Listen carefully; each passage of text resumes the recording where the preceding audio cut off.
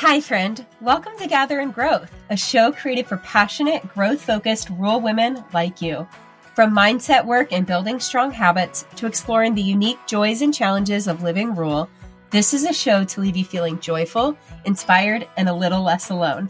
Together, we're on a journey of reaching for the most confident, healthy, and authentic version of ourselves, and I'm forever grateful to have you by my side. Whether you're currently running on a back road, shuffling kids to town, hopping along for a tractor ride, or 3 loads deep into folding laundry, grab yourself a nice coffee and let's dive in.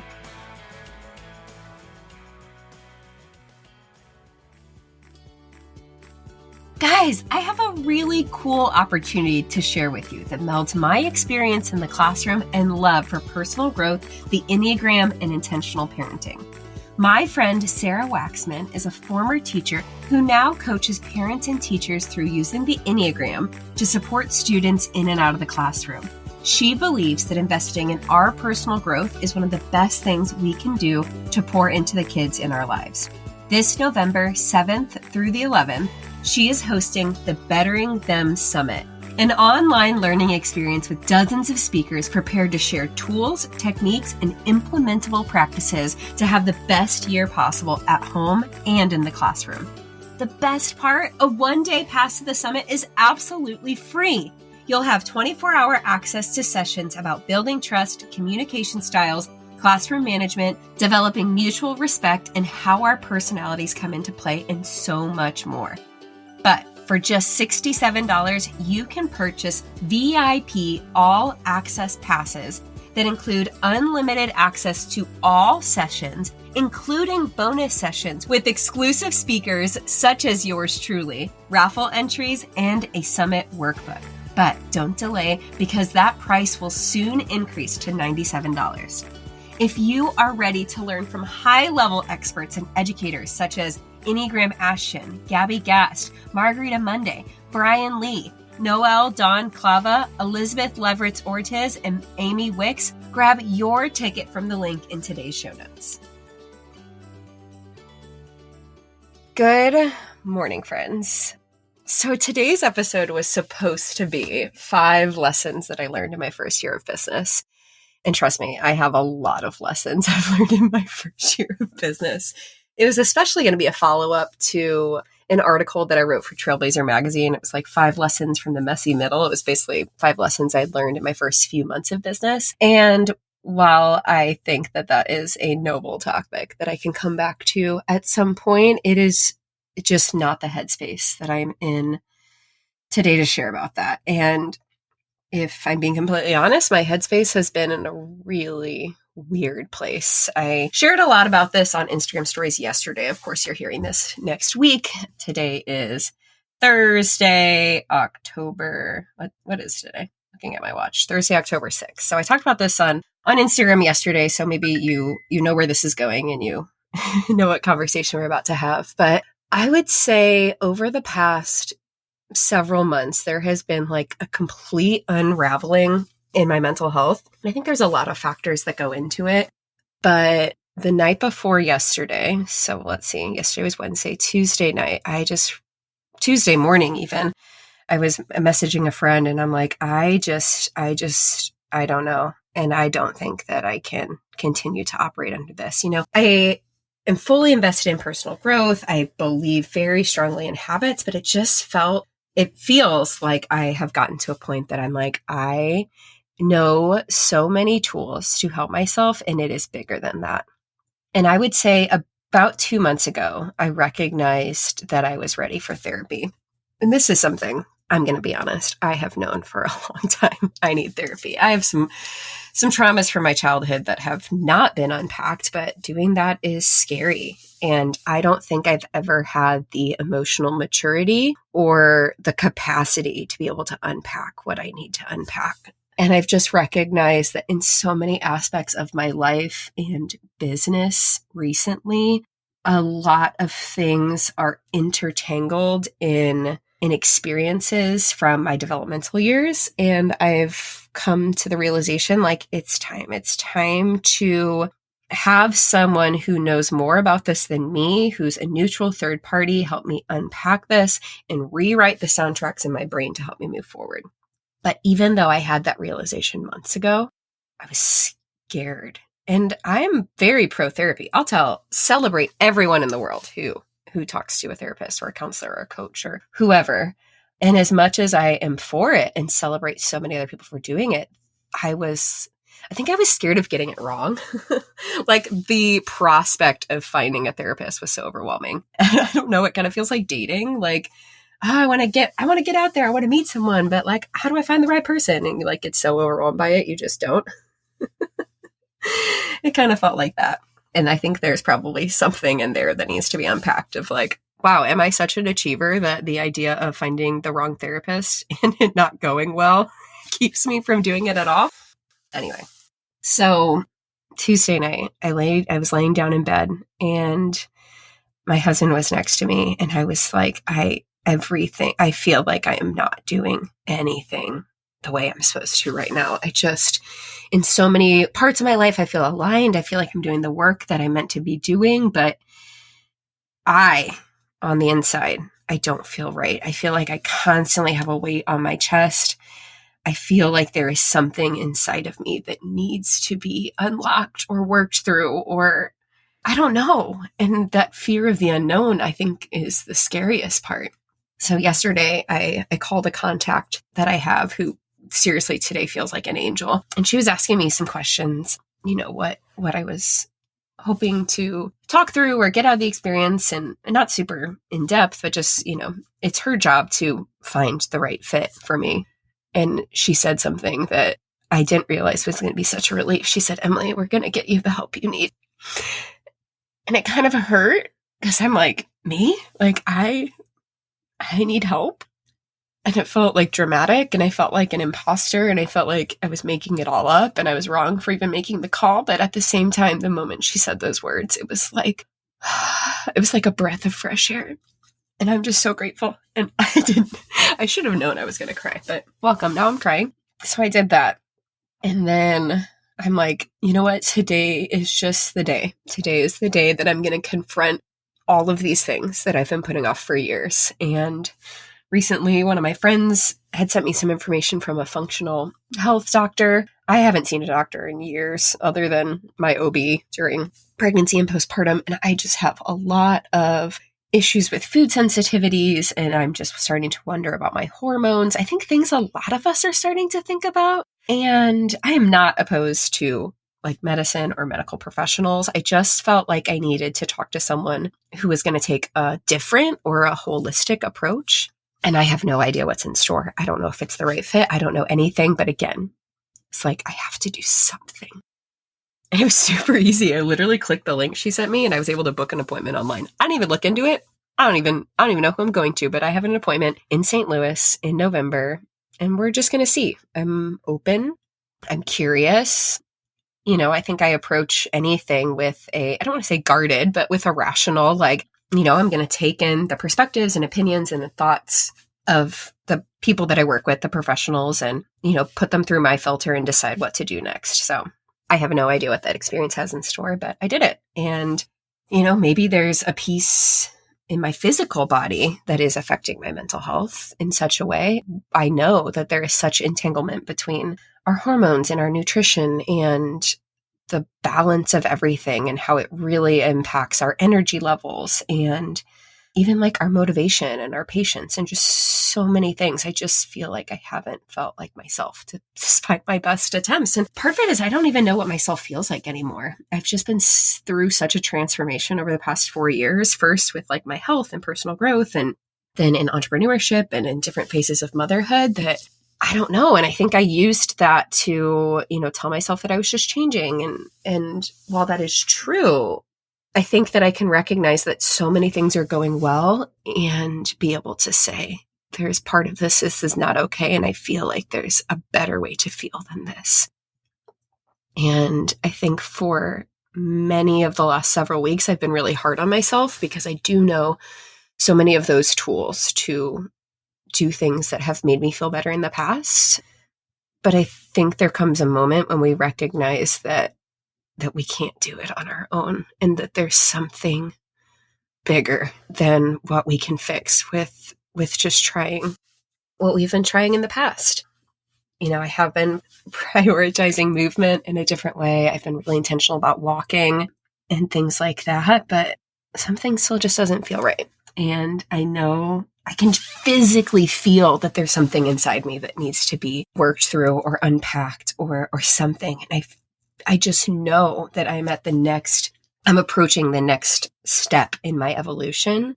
And in my gut, I can feel that there's an answer that needs to be found or a process I need to work through or something that I need to face before I can enter that next phase. And like I said in the beginning, I think that up until this point, I just haven't had the capacity. So I do give myself so much credit for the amount of personal growth work that I've done to put me in the headspace that I am right now in this very moment, to recognize when it's time to ask for help.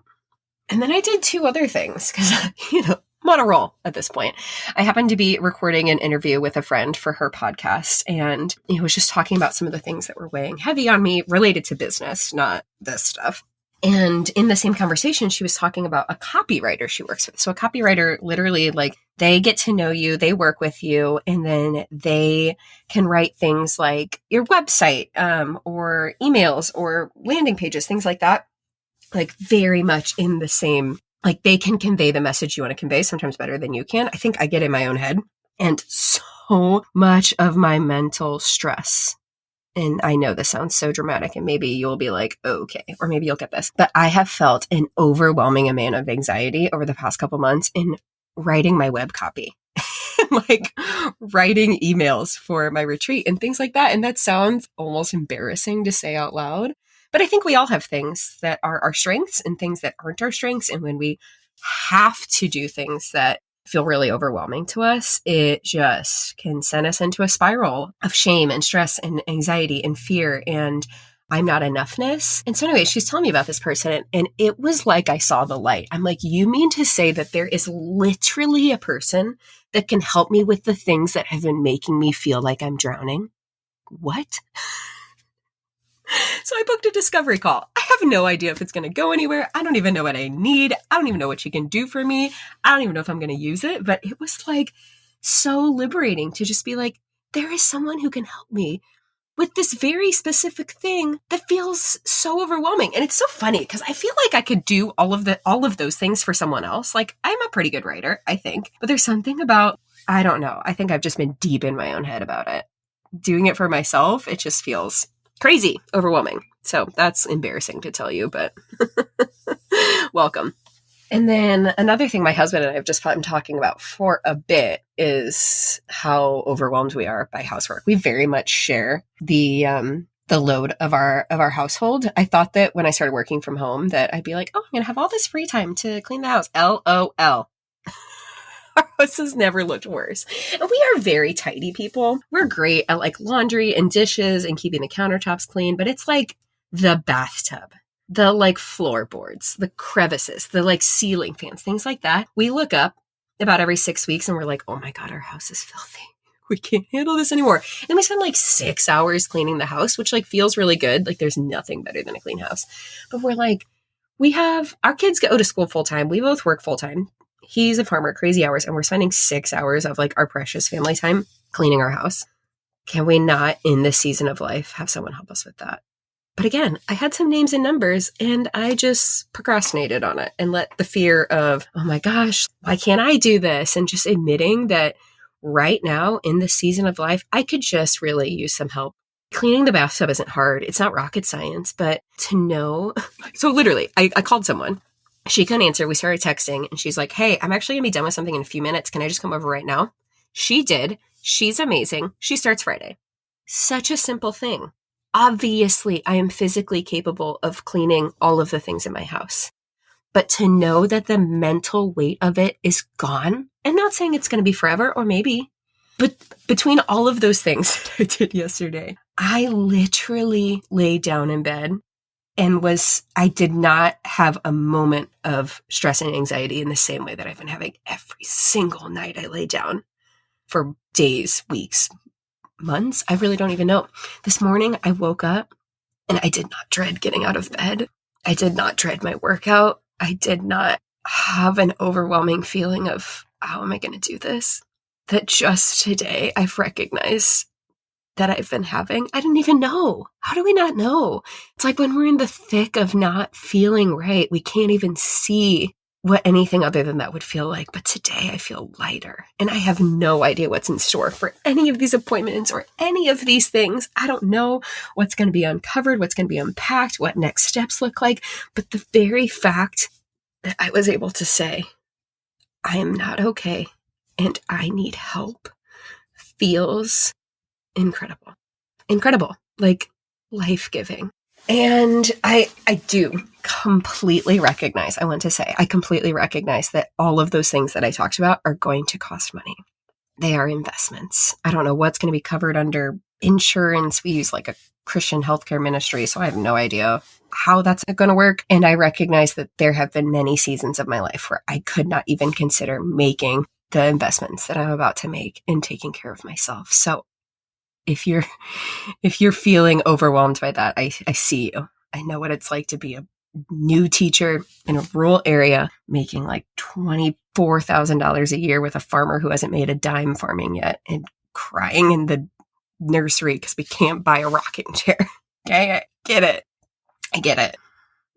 And I know there are ways to ask for help or to recognize that you need help and seek resources through church or through your community or through other services or through even just friends and family. And I'm not saying that you should do the things that I'm doing. These are just 4 examples.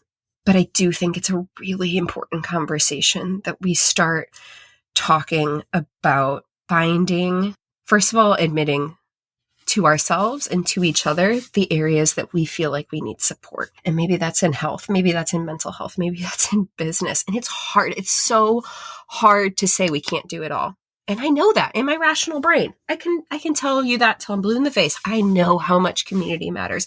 I know how much leaning on other people matters. I know that. But when it came to these things that felt so new and scary and foreign to me, I kept holding it so close to my heart for the fear of even just admitting that I needed it or that I was curious about it. And so maybe that looks totally different for you. Maybe the things that I talked about you relate to, maybe you don't, but maybe there's something. There's something in your business. There's something in your career. There's something in your family. There's something where you're like, you know what? I can't do this on my own anymore. I need guidance. I need a coach or a therapist or a counselor or a course or something because I'm drowning. And I've been drowning for so long, I don't even recognize that I am anymore. And that there just has to be a different way. And I know that because I have been through seasons of feeling not necessarily the same way I feel now, but in their own way, just feeling like something's got to be different. That's what started this whole health, personal growth journey for me. I had a moment where I said, I don't even like the way I feel when I wake up, and something has to be different. And I'm at a very different part now where so many parts of my life are amazing. I truly love the work that I'm doing. I really enjoy the ages that my kids are at. Things are so good. And I think that I internalized so much shame around how can things be so good and I still feel so broken. And I think we need to talk about that more because we tell ourselves stories of I shouldn't feel this way, or I know better than this, or why do I feel this way when so many things are going right? And the truth is things can be going so right and things can be going so well, and you can still recognize that there's a part of you that needs help with something. And it's really scary to take that step. But by golly, I took 4 of them yesterday. When it rains, it pours, bro. And I feel so much better. I feel lighter and I feel ready to step into the next season head on.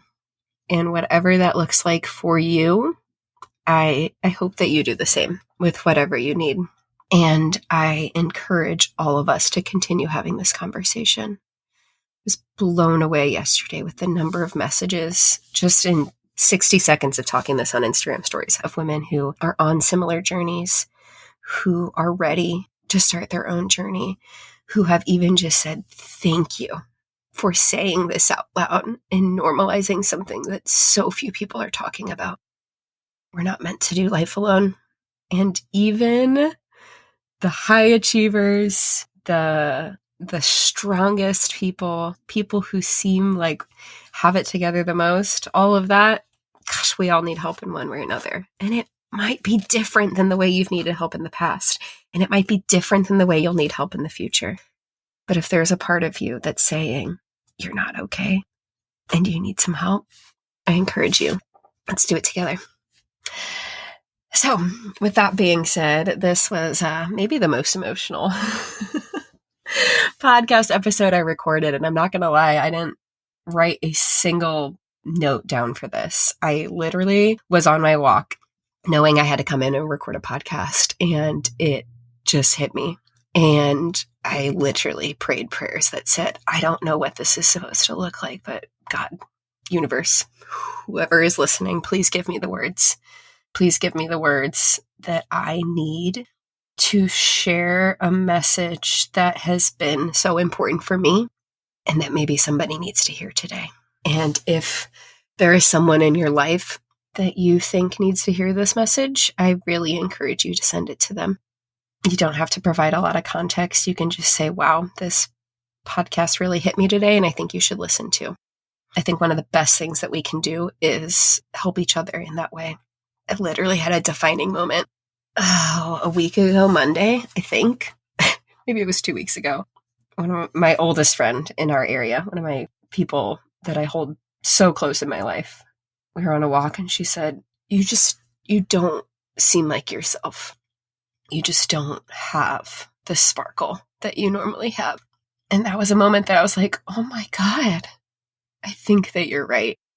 And it took me a few weeks to do anything about it. But sometimes the best way you can love someone is to help them realize that they've lost their sparkle and give them hope that they can get it back. Anyway, thanks for being here. I really love you so much. And I'm so grateful for the opportunity to be able to share my heart for you, even though this has been really hard. I know that this is not super joyful. Maybe it's inspiring. Maybe it makes you feel less alone, but I'm grateful. I'm grateful for the opportunity to have a space to share my story and with every hope impact someone else's. So, thank you. I'll see you next week. Have I told you today how much I appreciate you? I'd like to imagine this was a meaningful backyard patio kind of chat between friends sipping LaCroix at sunset. If you enjoyed today's show, please take a screenshot to share or forward this episode to a friend. You can also find me at Emily Rushell over on social to continue the conversation. It's truly a joy to hear what tidbits and takeaways made an impact on your day. As always, all links and resources mentioned in today's episode can be found in the show notes listed below or over at emilyrushell.com. Special thanks to my podcast manager, Jill Carr, for the time and love she puts into producing Gathering Growth for this community. What a blessing it is to be on this personal growth journey together. Forever grateful for you.